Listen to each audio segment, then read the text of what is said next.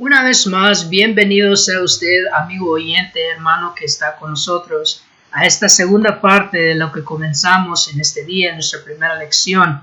En primera lección, ¿verdad? Miramos la primera mitad del libro de Joel, donde hablamos acerca del presagio de la destrucción.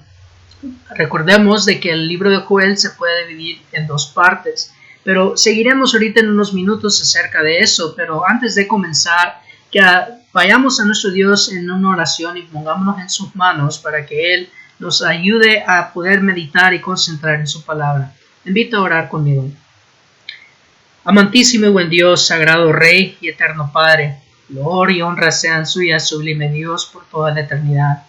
Padre, nos hincamos delante de su trono divino por medio de la oración, inclinando nuestros rostros a tierra, dándole a usted, Padre Santo, toda la adoración, la alabanza, porque solo usted es digno de recibirla.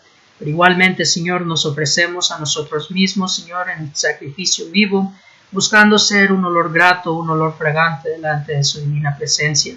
Padre, le agradecemos por este día que usted nos ha regalado, porque sabemos que usted ciertamente ha hecho su sol salir una vez más sobre los justos y los injustos.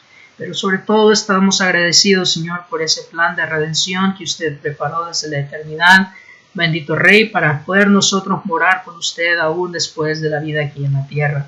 Padre, al estudiar de este plan de redención que encontramos por medio de las palabras inspiradas escritas por las manos del profeta Joel, Señor eterno, permita, bendito Dios, que podamos enseñarla y aprenderla como usted lo designó, y que, Señor bendito, podamos aplicarla en nuestra vida diaria para cumplir así con su voluntad siempre. Perdónenos, bendito Dios, cuando no hemos cumplido con su palabra. Perdónenos cuando hemos flaqueado ante la tentación, y perdónenos, bendito Dios, cuando hemos pecado en palabra, en hecho o aún con nuestro pensamiento. Padre, limpie, Señor bendito, nuestra mente, Señor, con su sagrada palabra, y bríndenos la fuerza para poder cumplir, Señor, esa palabra y mejorar siempre nuestras vidas, perfeccionando nuestra santidad. Todo, bendito Rey, se lo rogamos no porque lo merezcamos, sino que lo hacemos en el nombre poderoso de nuestro Señor Jesucristo. Amén. Decíamos, ¿verdad?, en nuestra lección anterior a esta, si es que usted vio esa antes de esta, de que el libro de Joel se puede dividir en dos partes. La primera mitad comienza desde el capítulo 1, versículo 1, y va hasta el capítulo 2, versículo 17. Ahí vemos cómo Dios habla y demuestra lo devastador que es el pecado, y también viene Dios a llamar a su pueblo al arrepentimiento por medio del profeta Joel. Pero desde el capítulo 2, versículo 18 hasta el capítulo 3, versículo 21, la Biblia nos habla acerca de cómo cuando el hombre se arrepiente, Dios está listo a restaurarlo, Dios está listo a reconciliarse con su creación, pero termina, ¿verdad?, con la profecía mesiánica, hablando de cómo Cristo iba a ser nuestra redención perfecta. Y también viene a citar, ¿verdad?, en el capítulo 2, versículos 28 hasta el versículo 32, lo que viene a ser citado por el apóstol Pedro allá en el día de Pentecostés en Hechos capítulo 2. Este pasaje que el apóstol Pedro viene a usar en su sermón, viene a demostrar de que se estaba cumpliendo en ese día cuando la iglesia fue establecida aquí en la tierra, en el día de Pentecostés, en el año 33 aproximadamente. Por lo cual, lo que miramos es de que el libro de Joel comienza con una imagen bien devastadora y termina con una esperanza suprema y sublime. Comienza, ¿verdad?, demostrando lo devastador del pecado, pero termina demostrando el poder de Dios en poder redimir al pueblo perfectamente y completamente. Por lo cual, en esta segunda lección, vamos a nosotros mirar lo que hemos titulado en el Valle de la Decisión. En el Valle de la Decisión. Y estaremos tomando nuestra lección del libro de Joel, capítulo 3, versículos 12 al 17. Le invito, por favor, a usar su Biblia y a tener su bolígrafo y su cuaderno listo para estudiar juntos. Y la palabra de Dios dice lo siguiente: despiértense las naciones y suban al valle de Josafat, porque ahí me sentaré para juzgar a todas las naciones de alrededor.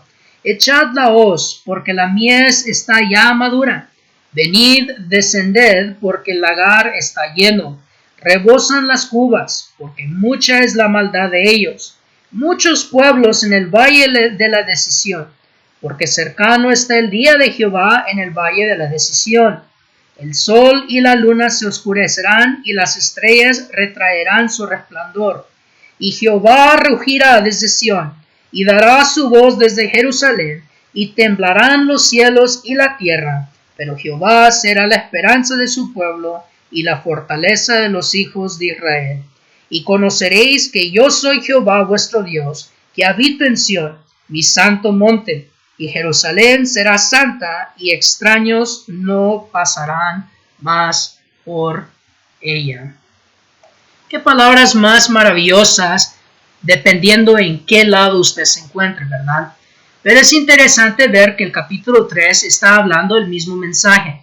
Termina, ¿verdad?, el capítulo 3, versículos 18 al 21, hablando de aquella redención que solo en Cristo Jesús se puede encontrar. Pero aquí, hermanos, como hemos visto, estamos hablando acerca del Valle de la Decisión. Le hemos titulado nuestra lección en el Valle de la Decisión, porque aquí en el capítulo 3 también Dios está prometiendo, ¿verdad?, tomar justicia de aquellos enemigos que habían perseguido y hecho sufrir a su pueblo escogido, aquellos que habían presentado oposición y habían provocado mucho dolor sobre el pueblo escogido de él. Pero la lección, ¿verdad?, que quiero en la que nos enfoquemos nosotros, quiero que tomemos nosotros ventaja de que en el capítulo 1 vimos en el versículo 2, cómo la palabra de Dios hace la pregunta, ¿verdad?, que si ellos habían visto en algún tiempo lo que estaban observando, si sus padres lo habían visto. El punto es de que nosotros, viendo que vivimos en tiempos los cuales realmente son nuevos para nosotros, son experiencias nuevas en nuestros tiempos y van a ser experiencias que vamos a compartir con nuestros hijos y los hijos de nuestros hijos si aún seguimos en esta tierra, debemos entonces tomar ventaja y entender a usar este tiempo sabiamente para reflexionar, para reflejar momentos de meditación y reflexión sobre las decisiones que hemos estado tomando en esta vida. Recordemos que en la primera lección miramos en el capítulo 1, versículos 1 al 12, lo devastador que es el pecado, cómo el pecado puede destruir completamente y traer gran ruina, pero también viene a dejar una peste hedionda como un recordatorio de su marca de que existía.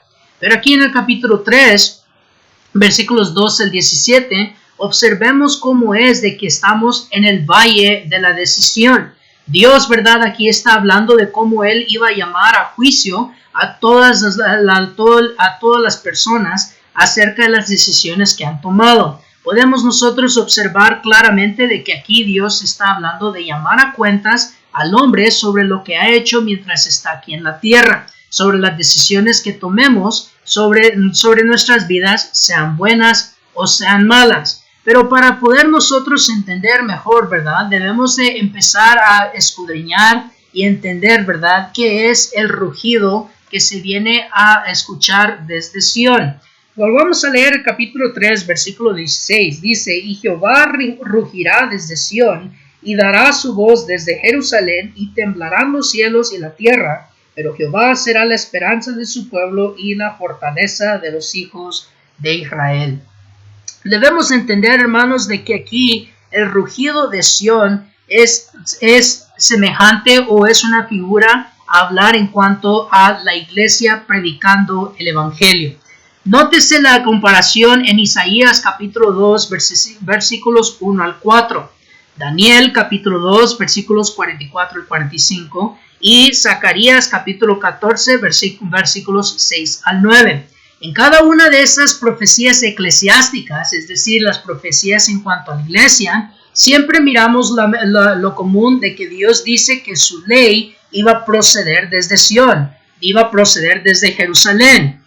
Esto viene a cumplirse allá en el día del Pentecostés en el capítulo 2 de Hechos. Miramos cómo es de que ahí en Hechos capítulo 2 el apóstol Pedro viene a hablar y predicar el evangelio por primera vez, porque Cristo ya había muerto, había sido sepultado y resucitado al tercer día. Después de haber sido el resucitado, 50 días después, nuestro Señor Jesucristo regresa, ¿verdad?, al cielo, y es cuando derrama el Espíritu Santo sobre los apóstoles, y es la profecía de Joel 2, 28 al 32 que se viene a cumplir.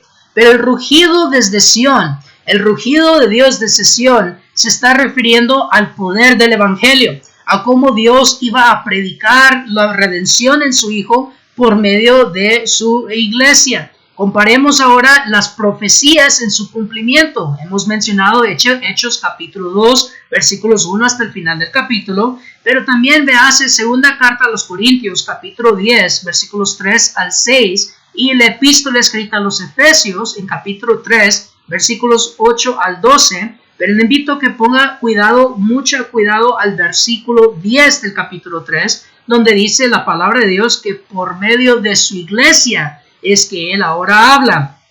Pudiéramos también mencionar Hebreos capítulo 1, versículos 1 al 3, donde habla cómo en tiempos anteriores Dios hablaba por medio de ángeles y hablaba por medio de visiones y sueños. Pero en estos últimos días, en estos días postreros, nos habla por medio del Hijo. Bueno, ¿cómo es que Dios habla por medio del Hijo?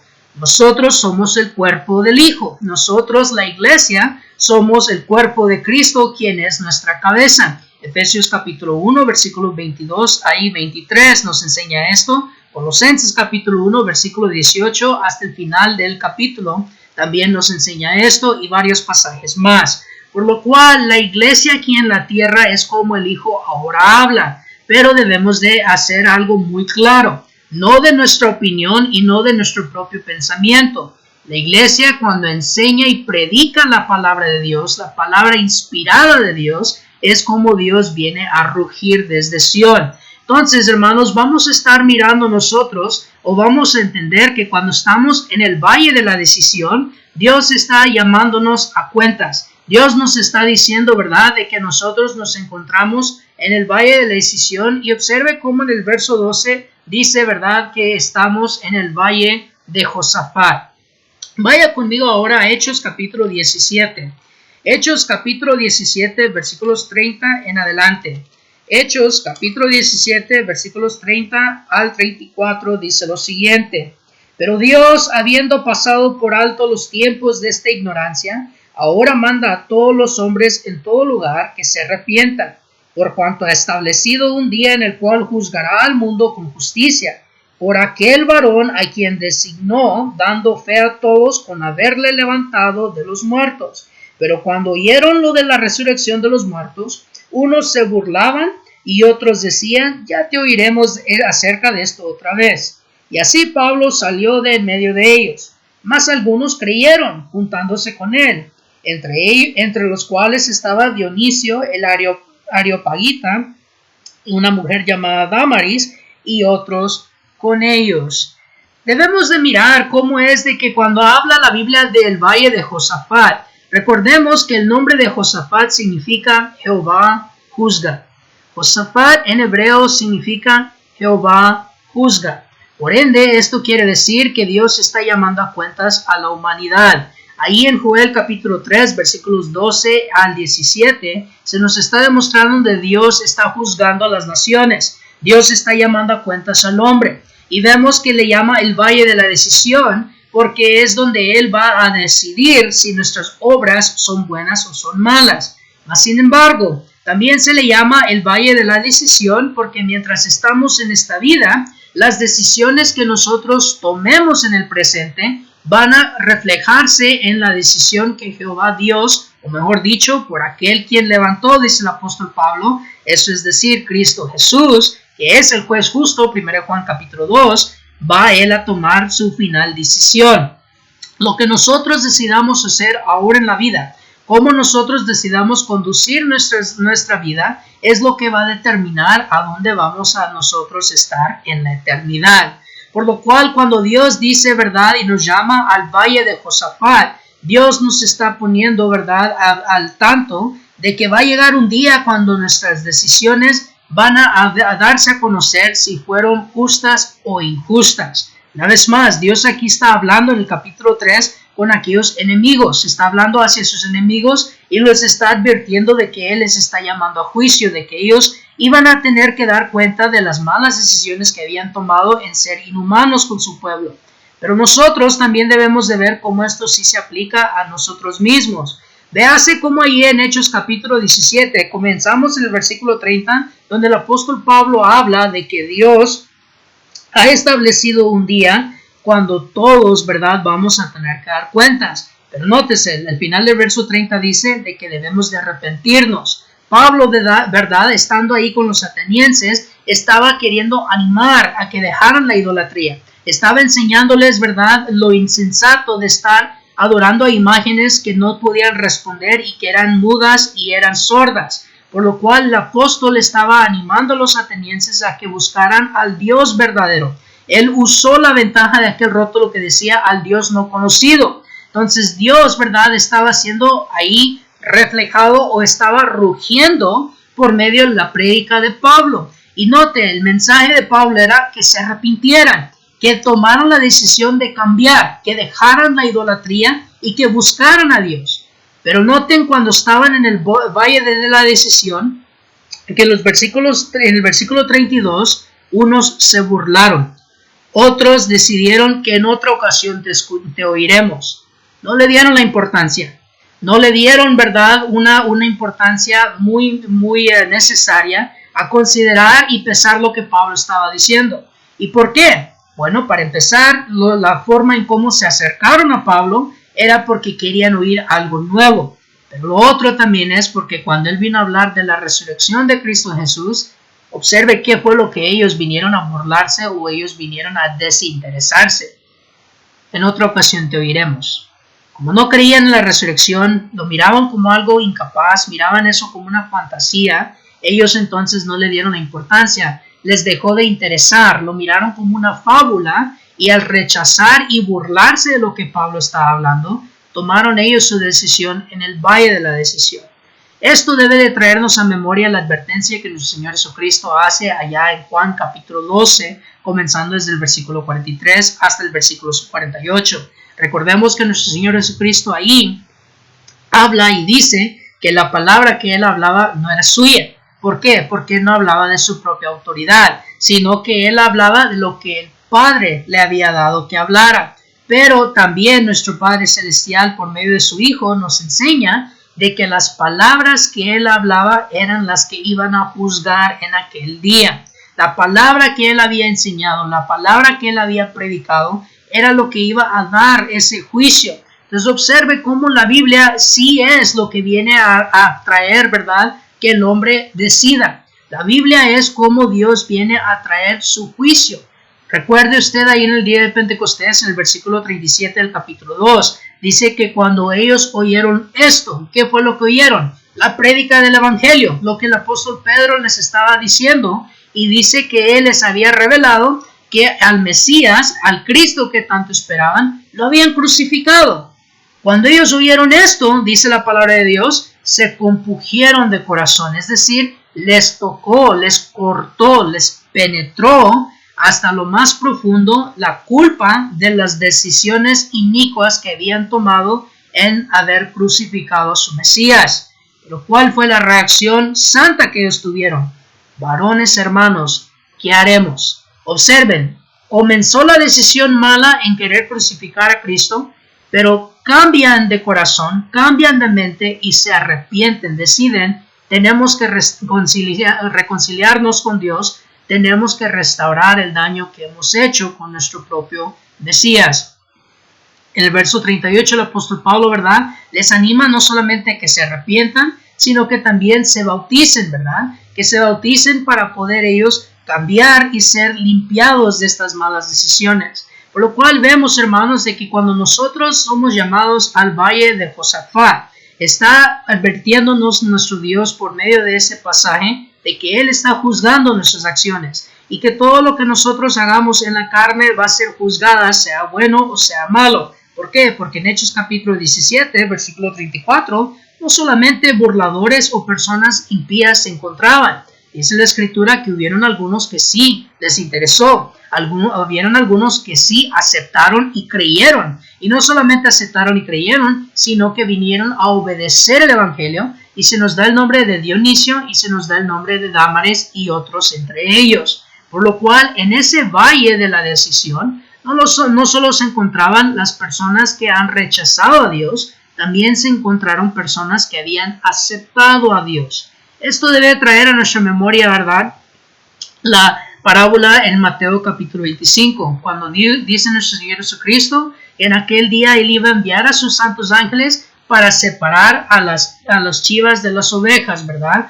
A los machos cabríos, de las ovejas, que a uno los iba a poner a la izquierda y el otro los iba a poner a la derecha. Bueno, observe que antes de separarlos, uno a la izquierda y otro a la derecha, estaban mezcladas, estaban todos juntos, estaban en el valle de la decisión.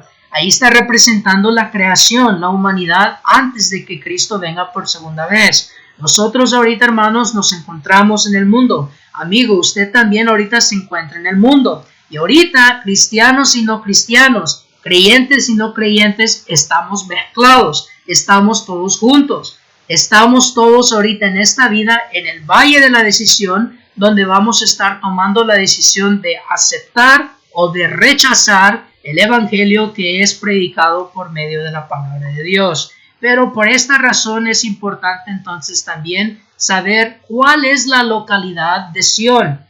Vaya conmigo ahí a Hebreos capítulo 12, versículos 18 al 24. Abra su Biblia y vaya a Hebreos capítulo 12. Leamos desde el versículo 18. Dice: porque no os habéis acercado al monte que se podía palpar y que ardía en fuego, a la oscuridad, a las tinieblas y a la tempestad, al sonido de la trompeta y a la voz que hablaba, la cual los que la oyeron rogaron que no se les hablase más, porque no podían soportar lo que se ordenaba. Si aún una bestia tocar el monte, será apedrada o pasada con dardo. Y tan terrible era lo que se veía que Moisés dijo: estoy espantado y temblando. Nótese versículos 22 al 24. Sino que os habéis acercado al monte de Sión, a la ciudad del Dios vivo, Jerusalén la celestial, a la compañía de muchos millares de ángeles. Observe, a la congregación de los primogénitos que están inscritos en los cielos, a Dios, el juez de todos, a los espíritus de los justos hechos perfectos, a Jesús, el mediador del nuevo pacto, y a la sangre rociada que habla mejor que la de Abel. ¿Vio usted la similitud entre Hebreos 12, 22 al 24 con Joel 13, 16 al 17? ¿Vio cómo la voz que ruge desde Sión es la iglesia? Pero miró también cómo el verso 17 de Joel viene a confirmarse en Hebreos 12, 22 al 24. La promesa de que Jehová está en medio de Sión, la promesa que los que están en Sión están en la fortaleza de Dios. Observe cómo dice el escritor de Hebreos de que no nos hemos acercado al Sinaí. En los versos 18 al 21 está hablando del monte Sinaí cuando Dios entregó los 10 mandamientos. Y miramos cuando usted lee ahí en el libro de Éxodo esta escena de que ciertamente era una escena terrible, era una escena bien espantosa, que, como acaba de decir el escritor a los hebreos, ni aun los animales se podían acercar al monte. Mas, sin embargo, viene el escritor y lo compara con el monte de Sión, la iglesia.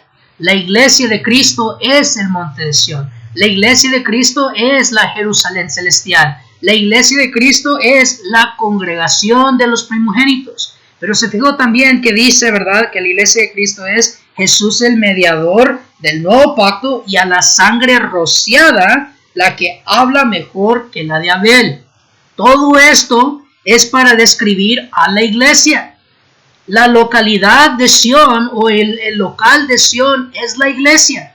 Pero no me refiero a un edificio, porque la iglesia somos nosotros. Dice 1 Corintios capítulo 3, versículos 11 en adelante, hace la pregunta: ¿no sabéis que vosotros sois el templo del Espíritu Santo? Nos recuerda, ¿verdad?, de que nosotros somos donde mora la presencia de Dios. Si usted recuerda la profecía de ahí del libro de Isaías, uno de los nombres que se le da a Cristo en forma profética es de Emmanuel. ¿Y qué significa Emmanuel? Bueno, Emmanuel en nuestro lenguaje significa Dios con nosotros. ¿Y cómo es de que Dios está con nosotros? Bueno, cuando Cristo vino al mundo, estaba entre nosotros. Dice Colosenses capítulo 1, comenzando desde el versículo 18, que por medio de Él es que Dios nos vino a demostrar su presencia. Es más, Colosenses capítulo 2, versículo 19 dice que en él habita corporalmente la plenitud de la deidad. Es decir, de que Cristo nos vino a demostrar la presencia de Dios. Tomás preguntó, ¿verdad? Y dijo,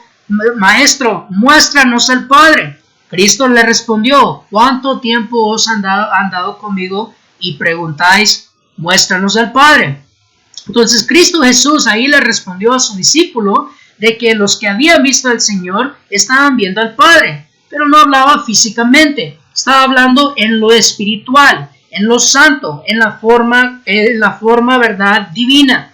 Lo mismo es cierto con la iglesia, hermanos. Recordemos que el apóstol Pedro viene a citar Levíticos capítulo 11, versículo 44, en la primera carta de Pedro, capítulo 1, versículos 3 en adelante, cuando dice el apóstol Pedro, sed pues santos, porque yo soy santo. El yo no es el apóstol Pedro. El yo se está refiriendo al gran yo soy, aquel Dios quien le dijo a Moisés, yo soy el que soy.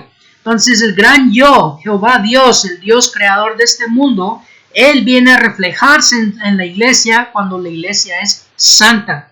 Recordemos que Cristo es la cabeza y la iglesia es el cuerpo.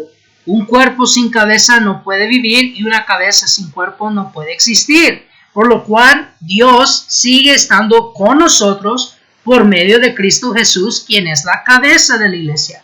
¿Se fijó? El Emanuel. Entonces la profecía o las palabras benditas de Joel 3:17 se cumplen en la iglesia. La fortaleza que Dios promete, la protección que Dios promete, solo se puede encontrar dentro de la iglesia, que es la Sion celestial. Por lo cual vemos por qué el apóstol Pedro usa el ejemplo, ¿verdad? Y nos enseña en 1 Pedro capítulo 3, versículos 18 hasta el 22, de que el arca de Noé era un antitipo del bautismo. Pero el arca en sí también viene a representar a la iglesia. ¿Por qué? Porque mientras que Noé y las 7 otras personas que con él estaban dentro del arca encontraron salvación, fueron ellos rescatados, fueron redimidos de la destrucción mundial que fue el gran diluvio.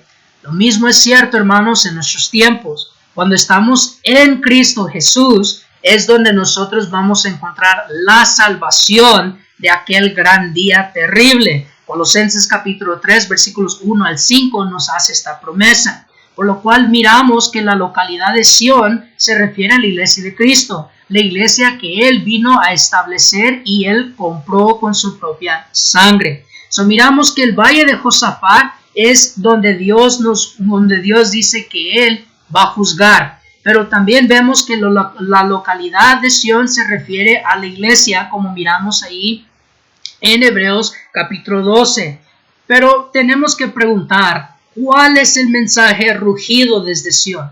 ¿Cuál es el mensaje rugido desde Sion? Porque Dios, ¿verdad?, dice ahí en capítulo 3, versículo 16 de Joel, que Él ha rugido desde Sion. Entonces hay un mensaje que Él está rugiendo. Vaya ahora ahí a segunda carta a los Corintios, capítulo 5, y leeremos primero los versículos 10 y 11, y luego iremos al versículos 18 hasta el capítulo 6, verso 2. Dice la palabra de Dios, porque es necesario que todos nosotros comparezcamos ante el tribunal de Cristo, para que cada uno reciba según lo que haya hecho mientras estaba en el cuerpo, sea bueno o sea malo.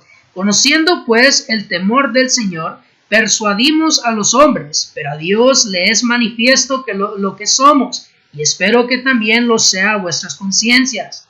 Ahora vamos al versículo 18. Y todo esto proviene de Dios, quien nos reconcilió consigo mismo por Cristo y nos dio el ministerio de la reconciliación, que Dios estaba en Cristo reconciliando consigo al mundo, no tomándoles en cuenta a los hombres sus pecados, y nos encargó a nosotros la palabra de la reconciliación. Así que somos embajadores en nombre de Cristo, como si Dios rogase por medio de nosotros. Os rogamos en nombre de Cristo, reconciliaos con Dios. Al que no conoció pecado, por nosotros lo hizo pecado, para que nosotros fuésemos hechos justicia de Dios en él. Así pues, nosotros, como colaboradores suyos, os exhortamos también a que no recibáis en vano la gracia de Dios, porque dice, en tiempo aceptable te he oído y en día de salvación te he socorrido. He aquí ahora el tiempo aceptable. He aquí ahora el día de la salvación. Observe, hermano y amigo que me escucha, cómo aquí en este pasaje venimos a ver los 3 elementos de los cuales hemos estado hablando. En la segunda carta de Corintios, capítulo 5, versos 10 y 11, vemos cómo estamos en el valle de la decisión. Cómo es que estamos en el valle de Josafat, donde Jehová juzga. ¿Se dijo? Dice el versículo 10 de que vamos a todos comparecer ante el tribunal de Cristo.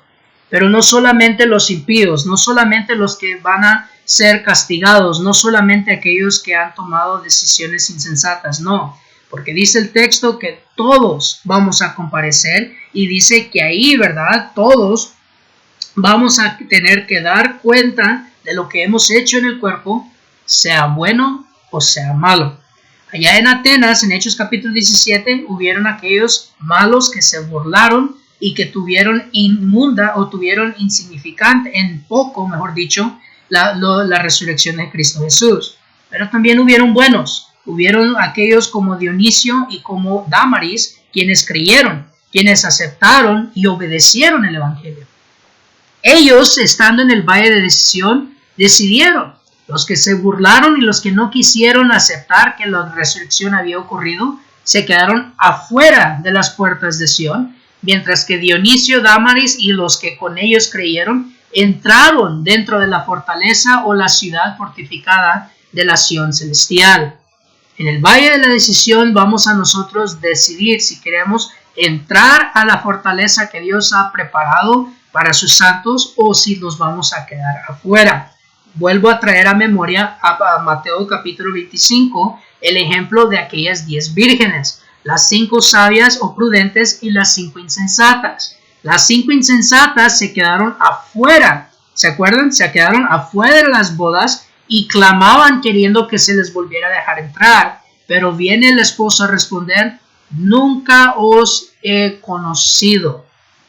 He ahí el problema, ¿verdad? Cuando a Dios se le rechaza, cuando a Dios no se le reconoce, Él también nos viene a negar. El Señor Jesucristo dice en Mateo capítulo 10, versículos 32 y 33, que cualquiera que lo negase a Él delante de los hombres, Él también lo negará delante de su Padre y sus ángeles escogidos. Eso se viene a reflejar ahí en Mateo capítulo 25. Pero también vemos cómo es que en el versículo 18 hasta el capítulo 6, verso 2, miramos el mensaje rugido desde Sion. Y qué maravilloso, qué bello ver, porque cuando hablamos del rugido del león tiene cierto aspecto negativo. Por lo regular venimos a pensar de que está hablando de un castigo, está hablando de un regaño, como que el rugido de Dios, ¿verdad?, es un reclamo hacia el pueblo. Recordemos que el verso 16, cuando dice que Dios iba a rugir desde Jerusalén, no está hablando, ¿verdad?, de que Él está hablando a juicio como condenación. En Lucas capítulo 9, cuando los discípulos Juan y su hermano querían hacer descender fuego desde el cielo en Samaria, porque a Cristo le habían rechazado, comenzando desde el versículo 21 en adelante, recuerda que ahí el Señor Jesucristo le dice a estos dos discípulos que Él no había venido al mundo para condenar, Él había venido al mundo para salvar, para traer redención al mundo. Este es el rugido de Jerusalén, este es el rugido de Sion. El rugido de Sion es un llamado al arrepentimiento. El rugido de Sion es, como dice el versículo 20, reconciliados con Dios. Dios está llamando a su creación que venga a reconciliarse con Él. El rugido de Sion es un mensaje de urgencia. Dios está llamando a su pueblo y a su creación al arrepentimiento. Debemos entender un poquito acerca de los leones, porque por lo regular cuando escuchamos de un rugir, lo primero que pensamos es de que un león tiene hambre, que un león está rugiendo porque va a comer o porque va a devorar. Muy probablemente lo que viene a mente cuando hablamos de un rugir es, bíblicamente hablando, en 1 Pedro capítulo 5 versículo 18, en referencia a Satanás como el león rugiente buscando a quien devorar. Sin embargo, no olvidemos que el profeta Isaías también dice de Cristo Jesús que Él es el león de la tribu de Judá. Y estamos mirando nosotros, como dice aquí en 2 Corintios capítulo 5, versículos 18 y 19, de que Dios estaba reconciliando a sí mismo por medio de Cristo Jesús. ¿Por qué viene esto al ejemplo de los leones? Porque también en una manada de leones, cuando un león quiere establecer dominio, cuando un león joven se cree que ya es su tiempo de ser el león encargado de cuidar la manada, viene a hacerle reto al león que está encargado y tiene que matarlo en una lucha, tiene que derrotarlo y establecerse como el nuevo león en frente de una manada. Dice Hebreos capítulo 2 de que Cristo vino, ¿verdad?, para derrotar al que tenía el poder de la muerte, esto es, al diablo. Génesis capítulo 3 versículo 15 profetizó de que la simiente de la mujer, simiente cuya es Cristo, dice Gálatas capítulo 3 versículo 16 en adelante, viene a prensar la cabeza de la simiente de la serpiente. En Juan capítulo 8 versículo 44 se nos revela quién es la simiente de Satanás. Son aquellos, ¿verdad?, quienes siguen el ejemplo de él, son aquellos que viven en pecado. Pero vemos que cuando un león ruge, ¿verdad?, cuando ha triunfado sobre aquel a quien quiere derrotar. Pero también un león ruge cuando viene a establecer una advertencia contra un invasor que trae peligro o amenaza a su manada. Cuando el león ruge, no solamente ruge como amenaza o advertencia al invasor, pero también viene a rugir a la misma vez para llamar a sí mismo a los miembros de su manada, advirtiéndoles de que hay peligro en el horizonte. Este es el rugido de Jehová. Esto es lo que Jehová está rugiendo desde la Jerusalén, desde la Sión celestial. Miren cómo el apóstol Pablo varias veces dice la palabra nosotros. En el versículo 19 dice que él, ¿verdad?, nos encargó a nosotros la palabra de reconciliación. Vuelve a decir el versículo 20, somos embajadores en nombre de Cristo, como si Dios rogase por medio de nosotros. ¿Y qué es lo que nosotros significa? Bueno, el apóstol Pablo no está diciendo que él, como un apóstol y con la autoridad del apóstol, era quien se le había entregado este mensaje. No, porque también estaba con él Lucas, el médico amado. Andaba con él Timoteo, Tito y Silas, Epafrodito, Erastro. Estos eran ministros con él, eran hermanos que andaban con Pablo evangelizando y predicando el evangelio. ¿Qué demuestra entonces esto? Que la palabra nosotros es en referencia a la iglesia. Una vez más, Efesios capítulo 3, versículos 8 al 12, específicamente el versículo 10. Mateo capítulo 28, versículo 19 y 20, Cristo ahí le da la gran comisión a su iglesia. Entonces nosotros se refiere a la iglesia de Cristo. ¿Y qué es el rugido de Dios? Reconciliados con Dios. Nuestro mensaje, hermanos, el poder del evangelio, Romanos capítulo 1, versículos 16 y 17, es el rugido de Dios, es un mensaje llamando a su creación a sí misma, llamando a los miembros de su manada a que entren a la fortaleza que es Sión, que entren a Cristo Jesús para poder encontrar protección y fortaleza de la destrucción del pecado. Por lo cual vemos, hermanos, cómo es de que aquí lo que la palabra de Dios nos enseña es que en el valle de decisión se nos está llamando a decidir, a igual como se le hizo al pueblo de Israel en Deuteronomio capítulo 31. Si usted recuerda, después de que Moisés viene y le aconseja a la segunda generación, excepto de Josué y Caleb, que entraron de la primera generación que salió de Egipto, Moisés le dice al pueblo que había puesto delante de ellos camino de vida y camino de muerte. Pero viene Moisés y les exhorta, es decir, les anima, escogeos vida, escoged vivir. Ese es estar en el valle de la decisión. Dios nos está llamando a que tomemos una decisión. ¿Vamos a seguir en el pecado o vamos a arrepentirnos y ponernos del lado de Dios y cambiar? ¿Vamos a rechazar a su Hijo, a quien Él mandó para perdón de nuestros pecados y reconciliarnos por medio de Él con sí mismo? o vamos a aceptar esa reconciliación y dejar que Dios, por medio de Cristo, venga a quitar de en medio la enemistad que había por causa del pecado. Efesios capítulo 2, versículos 18 al 20.